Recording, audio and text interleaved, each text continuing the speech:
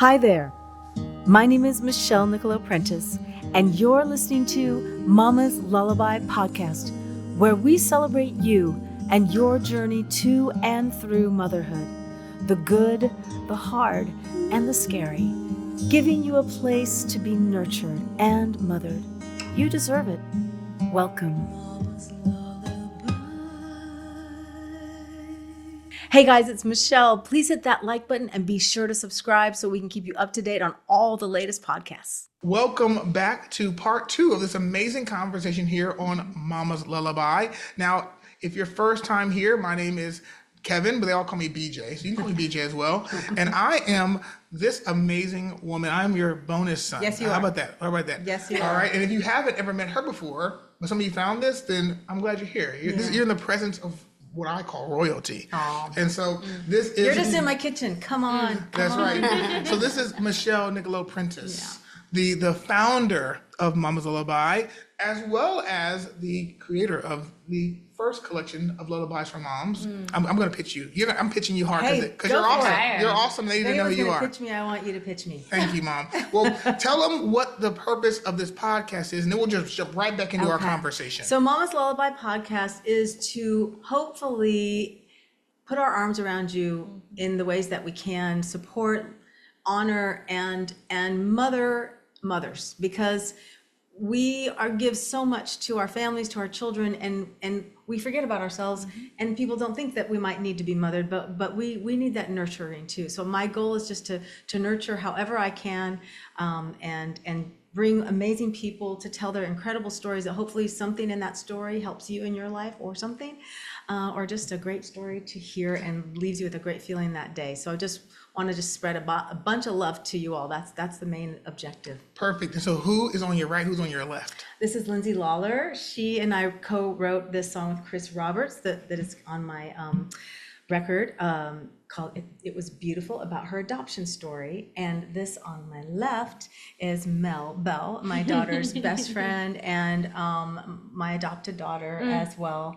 And she placed her baby up for adoption. So we have two stories here, two women who experience very different experiences, but for a very beautiful purpose. Yeah, that's awesome. So if you want to know more about their stories, please go back to the last episode.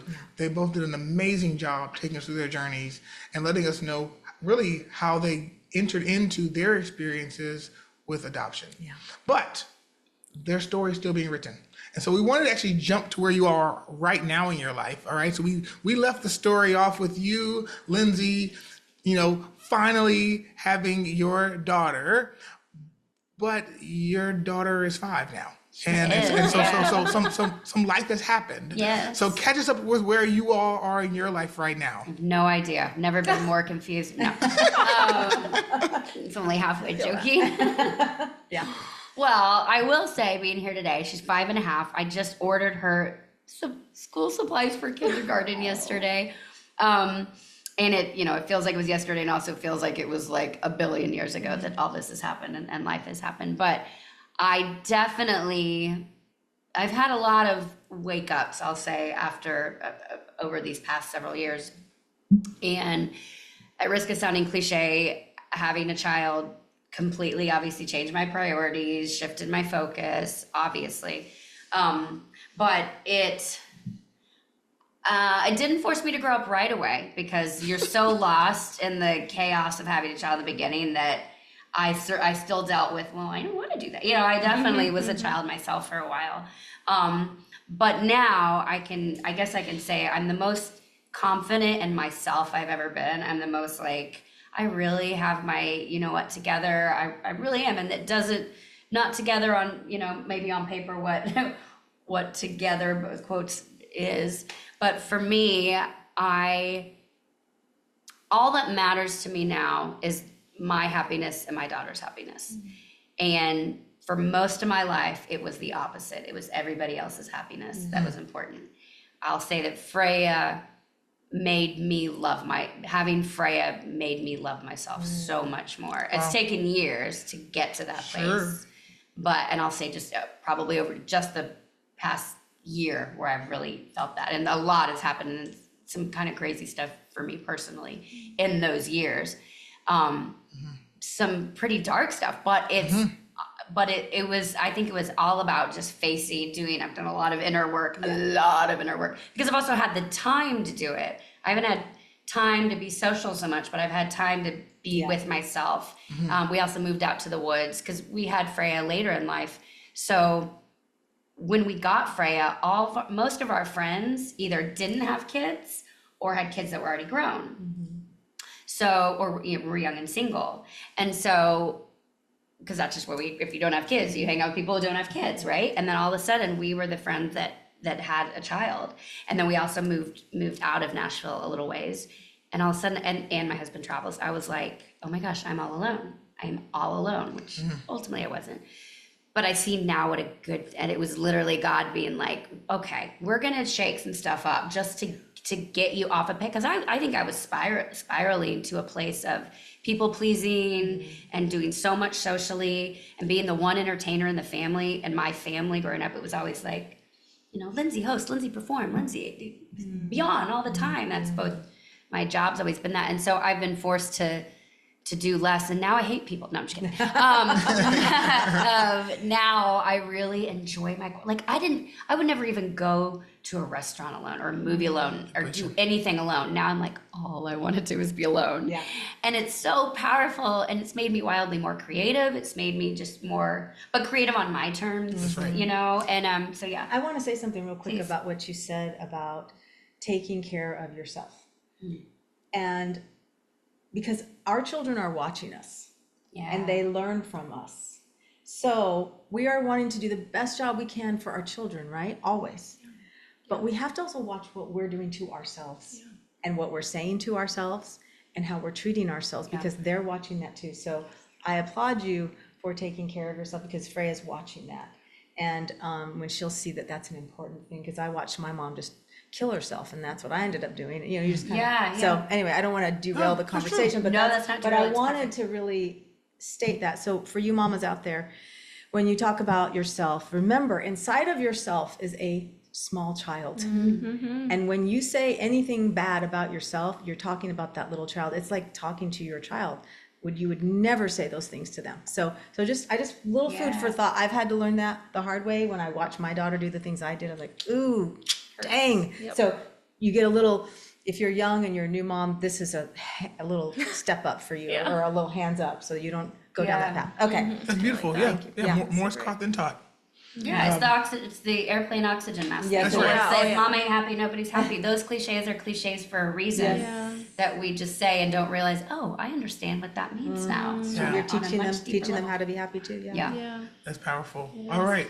So Mel, Yeah. catch us up. I mean, for your story, we are now 18 years. So 18 years later, catch us up with where you are in your life and kind of give us a little bit of how you've evolved. Yeah. So my first daughter is 18 and she went to college, and she actually went to college where my husband went to college. So that was so cool. We can all cheer for the same team, hotty toddy. But that was so exciting, and it was cool, I think, to see her, but also to see like my own evolution through that year, and like kind of dig up some things that we hadn't touched in a little while and put some things to bed. And that was just like, it was such a great experience. But I'm parenting and mothering 3 other children now. I have a daughter and 2 sons. And I mean, parenting yourself it's not the easiest, they'll really mirror those things right back to you. So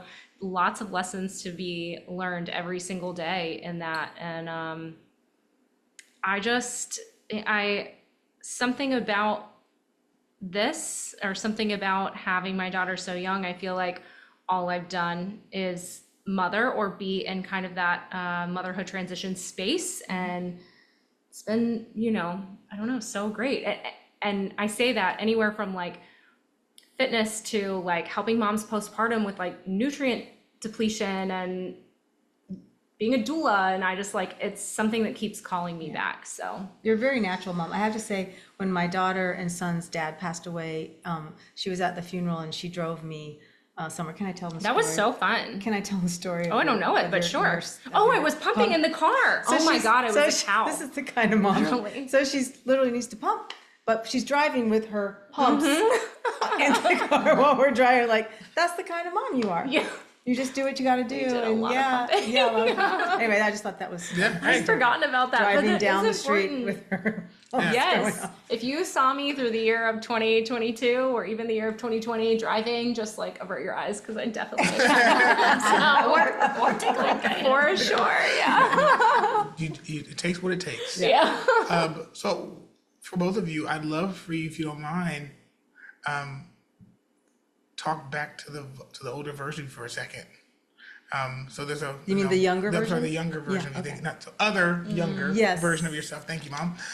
So Lindsay, you talked about how this desire, this dream finally coming true, also threw you into a pretty interesting season of your life.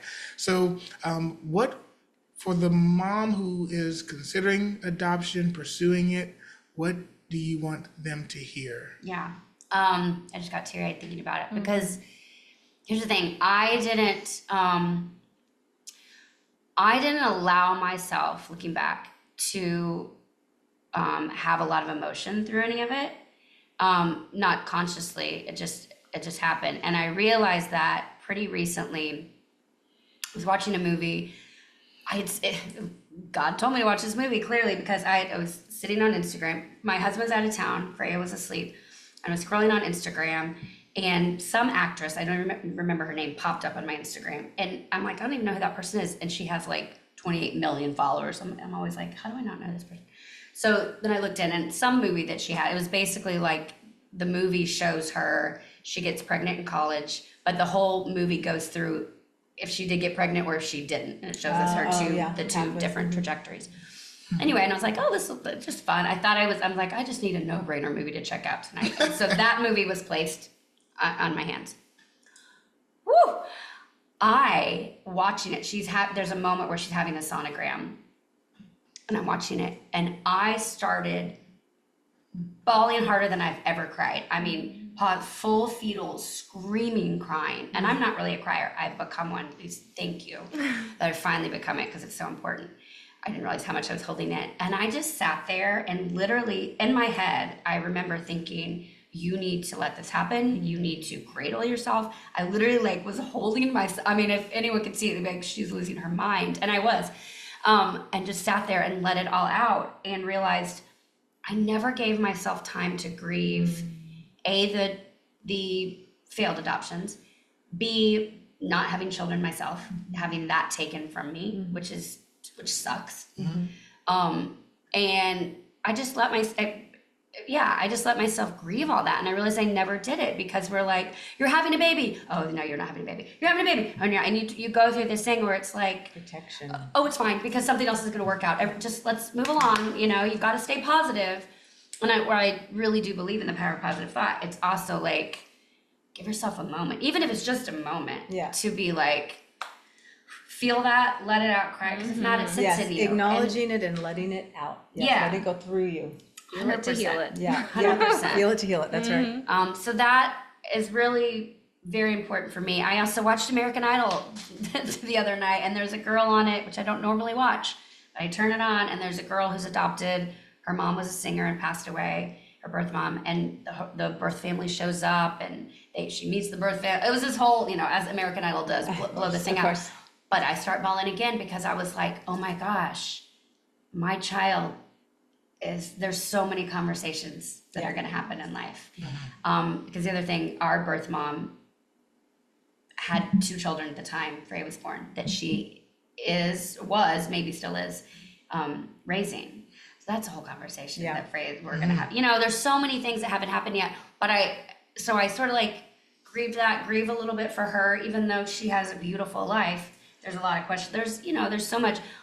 But in that moment, I'm also so grateful. You said something earlier that forgiveness is like not wanting a different story. And I am at that place where I love our story. Wherever there's going to be hard stuff, there's going to be beautiful stuff. And I'm so excited for all of it because even the hard conversations are going to lead us to this new territory that I'm already really grateful for. So just a reminder to let yourself through all this, because whatever, and sorry, but the final thing, women that don't physically become a mom or raise a child, you're still this conversation can be for women in general, because I read this comment that Jennifer Aniston said once. She's like, on Mother's Day, she put it out. I saw her article, and she said, listen, women in general, even if a child doesn't come out of your vagina, you're still a mom. We mother our friends, we mother our pets, we mother our family members. So It's true. if you can't have kids or decide not to or whatever, you still get to be mothered as well and mother other people. So that's whatever your journey is, just hug yourself. Yeah. Beautiful. Mel, what about you? Anything you'd want younger Mel to hear you say? Maybe just you're loved and you're not alone, man. Yeah, Yeah. that's beautiful. Yeah, first of all, thank you. Thank you both. Well, Mom, we know that you and Lindsay wrote an amazing song together. Yeah. And so Chris Roberts. with Chris Roberts. Yeah. So as you kind of share your final thoughts, kind of zoom in on some lyrics from the song Okay. that stand out to you that you want to kind of share with us today. Yeah. So the song's called It Was Beautiful. And when she told me about the story about meeting the birth mom and how she held the baby and she whispered something in her ear and she didn't know what she said, but we were like, we're sure it was beautiful, and so I'm gonna just read the lyrics because this song I just love this song. Beautiful. What she said, what she did was beautiful. Her lullaby was her sweet goodbye. The gift she gave truly changed my life, and it was beautiful. So every day I take the time to pray that when she thinks of us, she feels wrapped in love. Okay. And knows the choice she made was beautiful. So beautiful. I look in her eyes. I know they're not mine, but you'll always have my heart. And one day you'll know. Her letting you go was her way of saying, I love you so. And it was hard, but it was beautiful. And that is what here's yours. I know. And that is what this is about. It is about love. It is about love, however it shows up for you, however you show up with it. Whether you've been adopted or you are adopted or you're going to adopt or you're going to put your baby up, it's a loving thing. And we just love you. We support you. We honor you. And we just want to wrap our arms around you. Yeah. And that's the truth. That's what we're here for. Let's just love each other.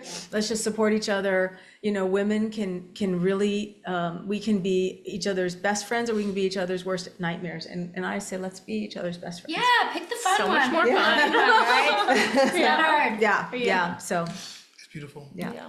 Well, first of all, you don't get to just see, you can hear the song for yourself. Yeah. So right now, if you go to Apple Music or Spotify, you can stream It Was Beautiful and you get to hear it for yourself.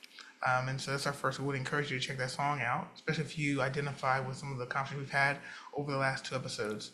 In addition, you can actually go and buy it on mamaslullaby.com, actually get the full volume of the album. And we'd love for you to be able to enjoy it. You can find it there. I think what just happened in the last 2 minutes is really perfect, and I don't want to stay in the way of that. So what I want you to do is I hope that what you'll hear more than anything else is that, and I love what you said about love, this idea that you love your child, and those of you who are mothers in any context, you feel called to that, led to that, we love you and see what you're doing and appreciate what you're doing. And we just want you to trust yourself enough to know that you can display love and enjoy mothering as you are, where you are, no matter how your journey unfolds. And we hope that you'll join us next time here on Mama's Lullaby podcast. Yeah. Thanks. God bless. Thanks. Beautiful, what she did was beautiful. Her lullaby was her sweet goodbye. The gift she gave truly changed my life, and it was beautiful.